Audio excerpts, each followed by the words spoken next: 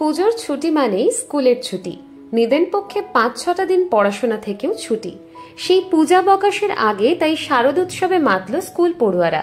শুক্রবার ঝাড়গ্রাম জেলার আগৈবনি অঞ্চলের একতাল ডিএম উচ্চ মাধ্যমিক বিদ্যালয়ে বার্ষিক উৎসবের পাশাপাশি শারদোৎসবেরও আয়োজন করা হয়েছিল।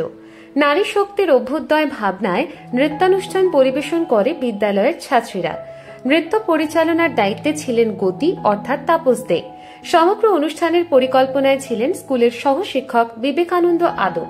শারদোৎসবের পাশাপাশি স্কুলের বার্ষিক পুরস্কার বিতরণী অনুষ্ঠানও হয় এদিন।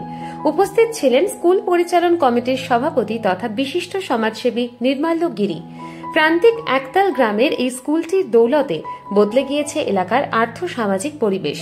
স্কুলের প্রাক্তন পড়ুয়াদের কেউ চিকিৎসক, কেউ ইঞ্জিনিয়ার, কেউ সরকারি কর্মী, কেউ স্কুল শিক্ষক, কেউ আবার পর্যটন পেশার সঙ্গে যুক্ত।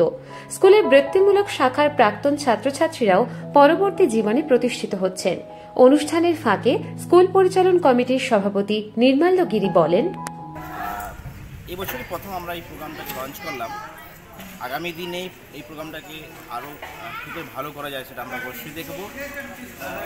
সবাই ভালো থাকুন, ভালো কাটান। আগামী দিনে যাতে এই অনুষ্ঠান আমরা চালিয়ে যেতে পারি সেই চেষ্টা করব।